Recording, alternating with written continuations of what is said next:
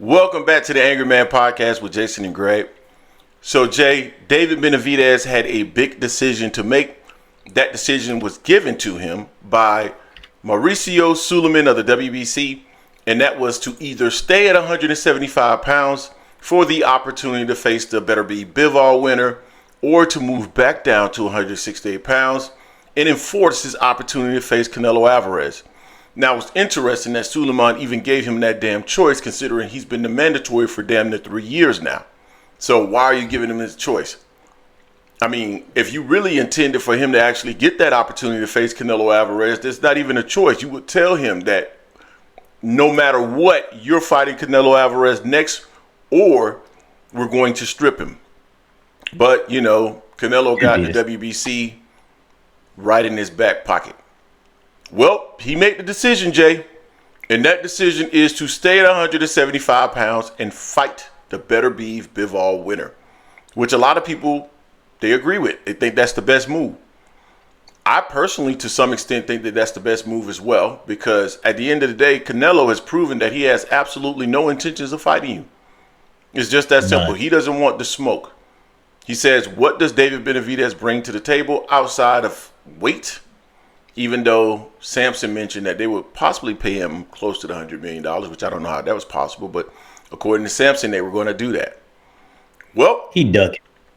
Yeah, he ducked him for sure. But hey, we're here now, and David Benavidez is officially a 175 pounder, Jay. But he had a little trick up his plan, didn't he? Because it's the David Benavidez revenge tour, if you will, Jay. Because he's definitely looking to exact revenge on Canelo Alvarez. And here's why.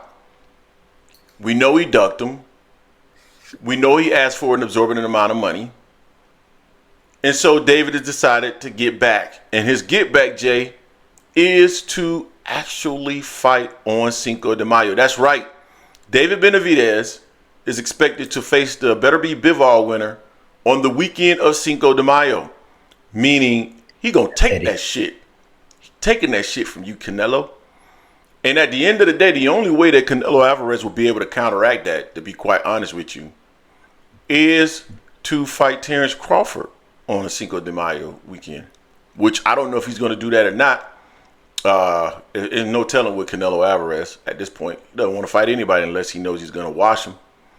But at the end of the day, David Benavidez has let it be known that he plans to take his date. Take it. I'm taking that, fam. And it is what it is. So, Jay, that's pretty ballsy by David Benavidez. But at the same time, that fight would be bigger than anything that Canelo can put out there on Cinco de Mayo. So, what's your thoughts on that? Outside of Terrence Crawford, it's a better fight, you know, and it's a intriguing fight for Benavidez. It's showing Benavidez really want that smoke. People talk all this shit about Benavidez, but he's been trying.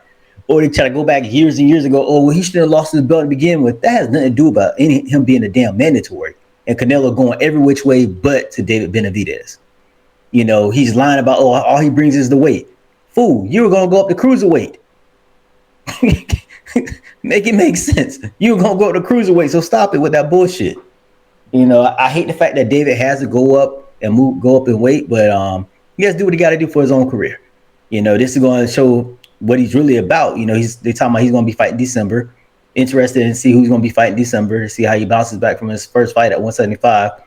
You know, he looked good for the first 6-7 rounds, and he kind of tapered off. He said he had some injuries and everything on that. And the dude he fought was tough as nails, one going down. So we get to see if he's going to be the true Mexican monster at 175. Permanently now, or was he just only 168 Mexican monster out there knocking people out and just beating people to a pulp pretty much at that weight class? But I like it. I like the pettiness in saying that they're going to do Cinco de Mayo next year. I love it. You know, if you ain't going to fight me, I'm going to take your date. I'm going to take it away from him. Now, don't get me wrong. We know Canelo's is one of the two people that we consider basically the face of boxing. Canelo's still there. He still has that sickle fans, as you call them, out there. No matter what he does, you know, he can say the sky is gray and green and it could be clear. They still going to go along with him no matter what he says. So it'll be tough for him to see. But, you know, for me, which fight I'm watching, I'm following David Benavidez because I can't deal with that coddling and ducking stuff no more. He's been doing it for too long, and I'm talking about Canelo. So salute to David for saying bump it. I'm not going to let my career be on hold for this guy. Moving on to the next, and that's a tough challenge for him fighting the winner. It better be Bivol, be it as long as he gets past his challenge, whoever he fights in December, of course. Yeah, that's a big challenge for him, for sure. And it's going to be a different type of fight. Better BF, I don't think you can just walk to Better BF and throw off combinations like he does against some of the guys that he's fought at 68. That's going to be a tough challenge, Better BF. I just think stylistically it can make for an explosive fight, and I think David is going to have to be very cautious. He may be able to walk a little bit. Definitely. Yeah, he'll be able to walk a little bit more towards Bivol because Bivol doesn't have the same level of pop and power that Better Beef does if he's the winner. But it'll be an interesting fight no matter who's in the ring with him. And I like the pettiness too. Everybody know on this channel that I'm very petty. They call me Petty Greg in the Discord. They call me Petty Greg on the live stream, 4 p.m. Eastern Standard Time every Sunday. I'm petty. I will shoot shots back at you. Well, when I feel like it. Sometimes I won't shoot any shot if I feel like you're a moron. But at the end of the day, I like the move by David Benavidez. I think he understands where his position is currently in the sport of boxing and what that fight would mean if he were to take on the undisputed champion at 175 pounds. So he knows that that's going to put him in the upper echelon of professional fighters in the sport currently, probably elevate him into the top 10 in terms of pound for pound. And so it's a smart move. And when you think about who's left there for Canelo in terms of 168 pounds, and that could make a big fight for him that would rival a fight like that, there is no one really, right? So at the end of the day, he would then need to pull somebody up like Terrence Crawford to be able to rival a fight like that, because I think Crawford versus Canelo would certainly be bigger than David Benavidez versus the winner of Better Be Even Bivol. So interesting stuff going on here. I'm curious to see how it all is going to play out. We got to see what Terrence Crawford looks like here in a week or so, a little over a week. And we'll see if he's a viable candidate for Canelo Alvarez, because we know he likes the easy road. And then we'll see what ends up happening with that fight, and we'll see who ends up fighting on Cinco de Mayo weekend. It's going to be interesting stuff. So you guys let us know what you think about David Benavidez, the pettiness. Do you enjoy it? I know I do. I love pettiness. Get back at him. Who do you like in that fight? Better be Bivol winner versus David Benavidez. That'll be incredibly interesting. And then we'll see how it all plays out eventually at 168 pounds. Jay, maybe we should do a poll on this. I think we probably should. We'll get to that point at some time today, I guess.